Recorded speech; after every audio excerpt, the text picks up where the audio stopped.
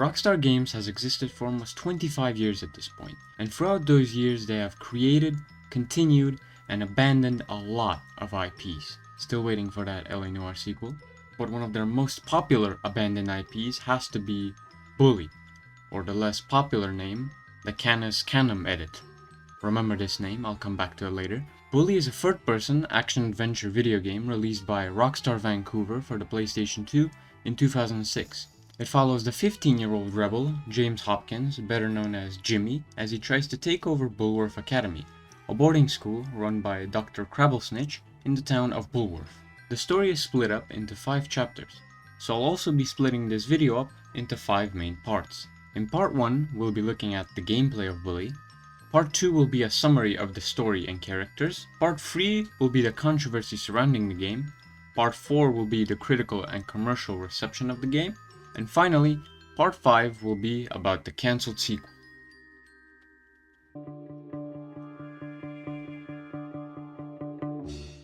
Bully is an open-world sandbox game, similar to the likes of the GTA games, the big difference being that the game is set in a school environment. The game offers a variety of tasks for Jimmy to complete as he makes his way through Bulworth.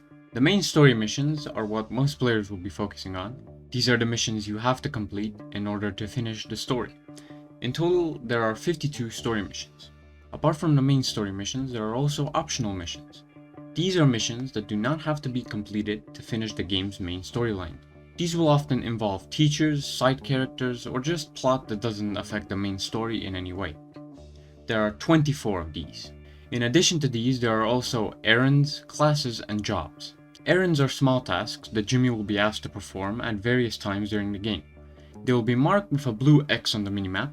These errands range from picking lockers to escorting old people and will usually reward the player with money. Classes are minigames that take place on school grounds. There are 10 class subjects in total. These are chemistry, English, art, gym, shop, photography, biology, music, geography, and math. There are 2 classes a day, one from 9:30 AM to 11:30 AM and another one from 1 PM to 3:30 PM. Chemistry has the player pushing specific buttons as they pass through the box on the screen. English gives the player 6 jumbled letters that they must use to form words. In our class, you must guide a pencil around the field to create rectangles in order to reveal the hidden painting. Gym class is a mix between wrestling and dodgeball. Shop class involves tapping buttons and rotating the analog stick or mouse in accordance with the directions given on the screen. Photography involves the player taking photos of various sites and people within a time limit. Biology classes involve the player dissecting various dead animals using pins, a scalpel, a magnifying glass, and forceps. Music class is similar to chemistry, but only uses left and right alt. Geography has you match the flags to the unlabeled countries on the map. And finally, math has you answer as many basic math questions as possible. If Jimmy ever decides to skip classes, his trouble meter will rise. This trouble meter is like the wanted star system from GTA, but a lot less violent. It consists of 3 levels: yellow, orange, and red. Yellow and orange are quite similar. Authorities will chase you. If they catch you, you can spam E to escape. At red level, any authority figure who grabs Jimmy will bust him automatically. If the trouble meter hits maximum red, all authorities in the vicinity will appear on screen and chase you. You can get in trouble for a multitude of reasons: truancy, fighting people, stealing things, trespassing, and so on. And the final type of side mission, jobs. There are only 2 jobs in the game: paper route and lawn mowing. Paper route has Jimmy deliver newspapers within a time limit, and lawn mowing has you mow lawns. These jobs award you with money, as most jobs do. Next up is the combat and weapons. You know, for a game involving teenage students, it does have quite a lot of weapons. This is definitely one of, if not the biggest strength this game has. The combat is incredibly fun and definitely keeps the game from becoming boring and repetitive. You constantly unlock new moves, whether it be from gym class or the old hobo behind the school bus. You constantly get new weapons that range from eggs and marbles all the way to slingshots and spud cannons. Giving the player this many options and choices lets them experiment, which is exactly what sandbox games are meant to do. Although I do have a complaint about the right-click target system, sometimes it locks on to allies mid-combat, causing you to start attacking them instead, which can lead to this. Are you afraid yet? He isn't afraid!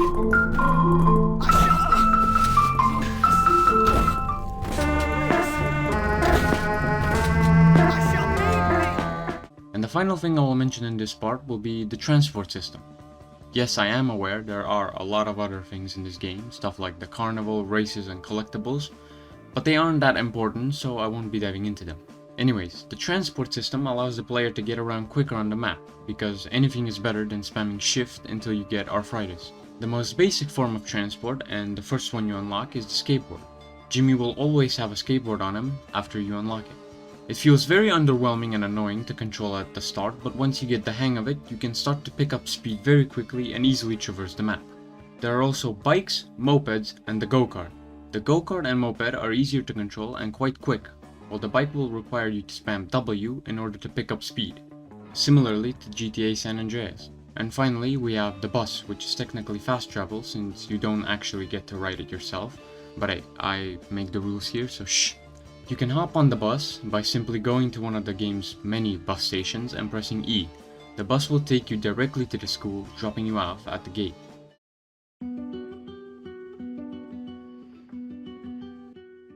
As I said in the beginning, the story follows Jimmy Hopkins as he attempts to take over Bulworth. Jimmy is voiced by Gary Rosenthal, who absolutely knocks it out of the park in the acting department. Jimmy is a rebellious teenager. He's been expelled from 7 other schools before landing in Bulworth, and has had a rough childhood, his mom having gone through multiple divorces. He's a social reject at Bulworth, only being able to make friends through violence and fighting. His only real friend in the story is Petey Kowalski, voiced by Matt Bush. In the game, Bulworth is painted as a school full of bullies, but I think it's something more than that. As we make our way through the story and learn about the different gangs, you slowly realize that Bulworth is meant to be a place where everyone has a group to fit into. Nerds, bullies, jocks, everyone can find friends and people to hang out with. Everyone except for Jimmy and Pete. Both become friends but are in no way similar to each other. Jimmy is strong and likes to stand up to people. He's definitely no saint, and the game wants you to know that. He constantly makes fun of Pete and constantly gets into trouble. But throughout the game, he tries to fix Bulworth, to get rid of the bullies and make everyone happy. Pete, on the other hand, although having a similar goal in mind, is a complete goody two-shoes. He doesn't like to fight, and also can't fight. He gets bullied by everyone at the school and just kinda takes it. He constantly tries to help Jimmy but gets made fun of by him. In the end, Jimmy ends up sorta accepting Pete. He mostly stops with the bullying and starts helping him when he gets into trouble.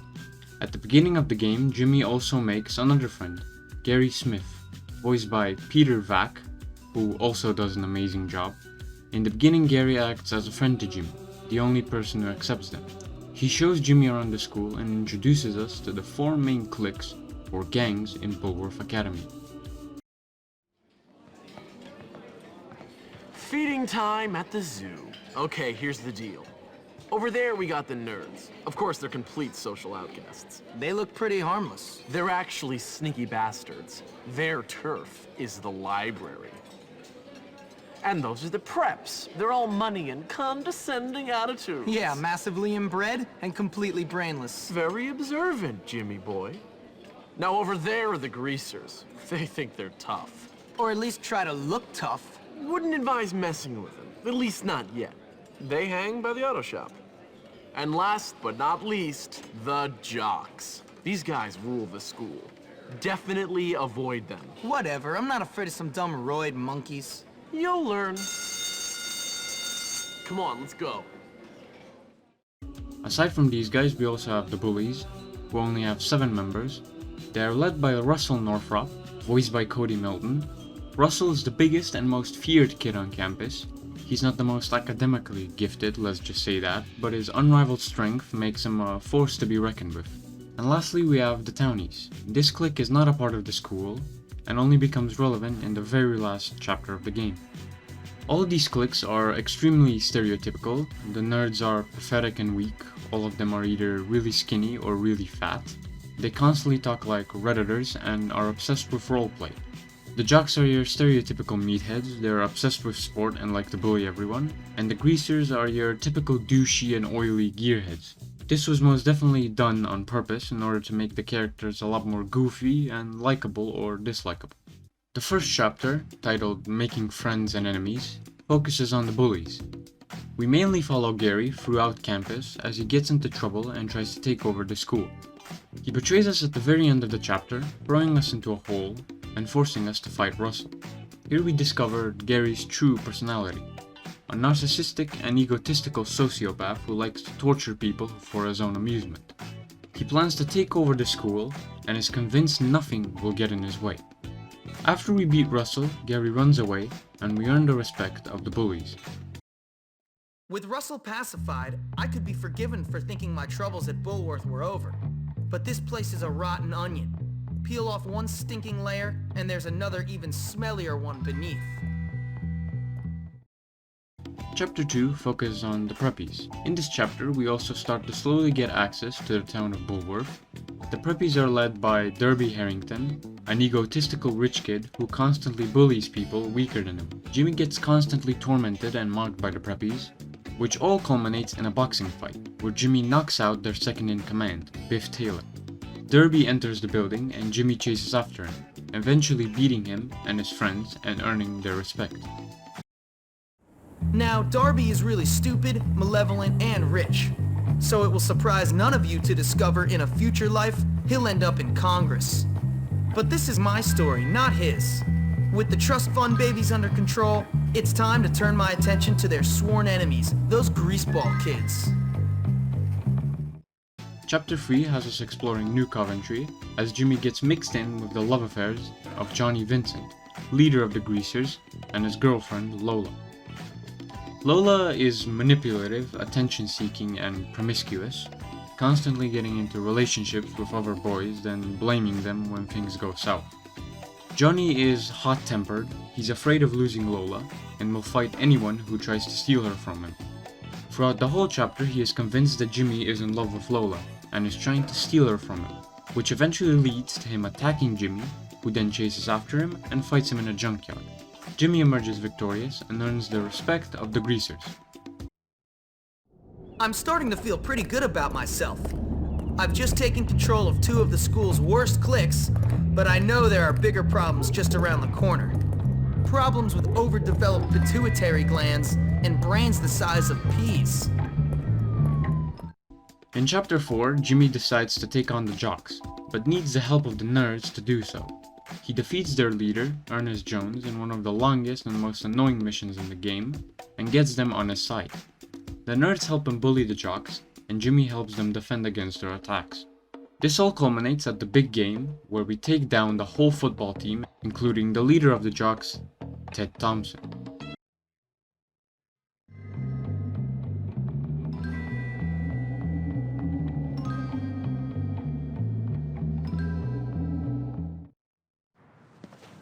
Hey, Darby! Hey, Johnny. Hi, Yo, Jimmy. what's up, brother? Hey, Chad. So I'm like, yo, it's Jimmy! Hey,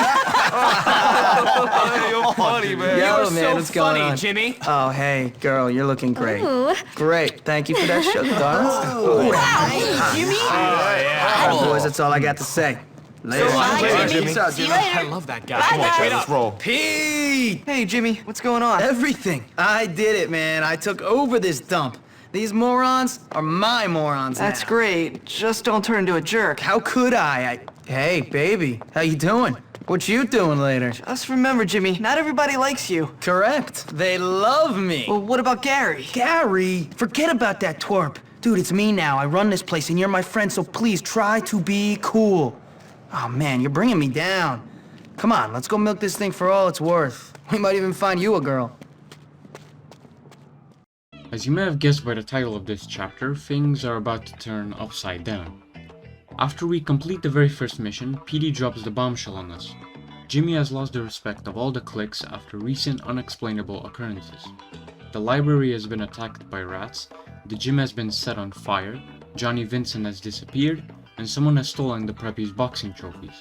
Jimmy, of course, gets blamed for all of this and is forced to fix the problems. He finds out that the townies are the ones that have been doing all of this, but before he can do anything about it, he gets expelled from the school, causing him to completely lose the respect of everyone except for Pete. He goes to find out why the townies did all of this and comes face to face with their leader, Edgar Munson. After beating him, he finds out that Gary has been behind all of this. I think everybody knew that by now. So with the newfound help of the townies and Russell, he goes back to Bullworth to finally finish this and seal the score with Gary. We arrive to find Bulworth in complete mayhem. A full-scale war has broken out between all of the cliques, so with the help of Russell, we take out all of the clique leaders for the second time, and finally come face to face with Gary. He starts to run and Jimmy chases after him, culminating in a rooftop confrontation where both guys fall onto the scaffolding and have their final face-off.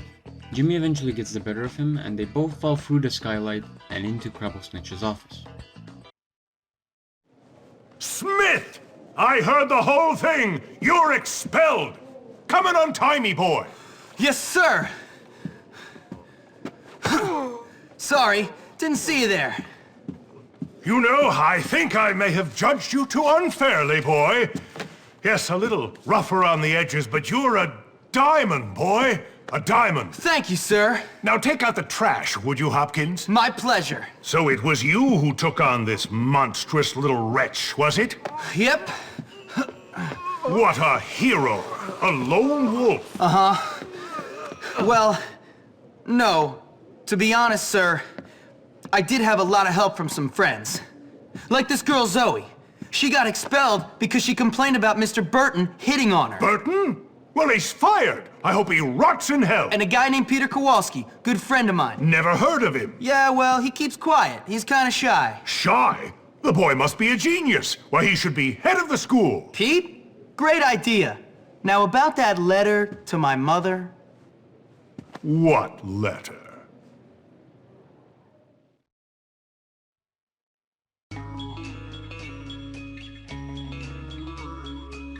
Prior to and following release, Bully received major backlash from parents, teachers, and activists, mainly due to the adult nature of previous Rockstar games. The title of the game also caused a great deal of backlash, leading to the game's title being changed to Canis Canem Edit in PAL regions, which means dog eat dog in Latin. Anti-bullying activists criticized the game for glorifying bullying. However, most of the criticism surrounding the game happened prior to the game's release. The game would eventually be banned in Brazil and pulled from store shelves, and then finally be re-released in 2016. There was also an attempt to get the game banned in the UK, as well as a lawsuit by American activist Jack Thompson to get the game pulled from store shelves in Florida. Thompson would label the game a nuisance and a Columbine simulator. Take-Two Interactive would respond to this by giving both the judge and Thompson a copy of the game so they could see for themselves. The judge would later rule in favor of shipping the game, to which Thompson would respond with a raging speech which changed absolutely nothing.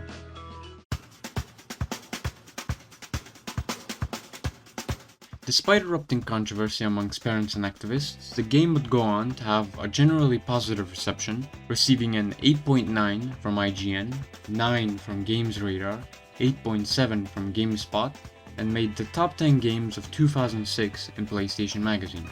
Critics praised the game's storyline while also complaining about certain stealth missions and the camera. They would also note that the game is much easier than the GTA series. The game ended up selling over 1.5 million copies. It would go on to win these awards, and would get a remastered version in 2006 titled Bully Scholarship Edition.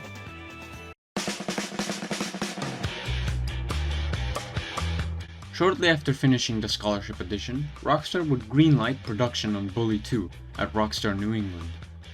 Rockstar New England would fully focus on the project, having the entire studio, of 50 to 80 employees, work on the project. They ended up creating a map 3 times the size of the original, and also intended on implementing more enterable buildings as well as incorporate more artificial intelligence in the game, so that player choices would have more of an impact later in the game. The studio would end up creating a 6 to 8 hour slice of the game, which they would present to Rockstar in 2009 as a project milestone. However, Rockstar's attitude towards the game had inexplicably changed, leading to them laying off 10% of Rockstar New England, and in 2010 would start pulling developers off the project, effectively cancelling Bully 2. In November 2011, Rockstar executive Dan Houser revealed that Bully 2 could possibly start development after the release of Max Payne 3. Contrary to a lot of people, we like to take a little bit of time at the end of a game before starting a sequel, so we can wait for the excitement or disappointment and everything else of the experience to shake down and really see what we should do in the next game. So we knew that we didn't want to start doing the Bully sequel instantly at that second with Rockstar Vancouver, even though it is a property that, like Max Payne, we adore and might come back to in the future. In September 2013, Dan Houser said he had many different ideas for a Bully sequel. To this day, this is the last official mention of a Bully sequel by Rockstar. Now, two different stories exist. One told by a former Rockstar New England employee that the game had been worked on for several months before being cancelled in 2009. And another told by an inside source at Rockstar that the game had started development in May 2010, shortly after the release of Red Dead, and would eventually be cancelled at the tail end of 2013.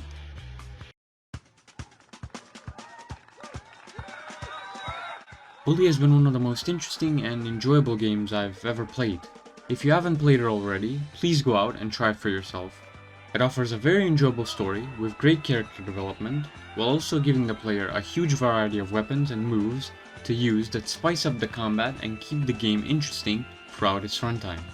Rockstar were truly able to create a wonderful world with amazing characters, and it's honestly painful that we didn't get a sequel to this amazing game. Thank you to everyone who watched this video all the way to the end, and I'll see you guys in the next one. Farewell.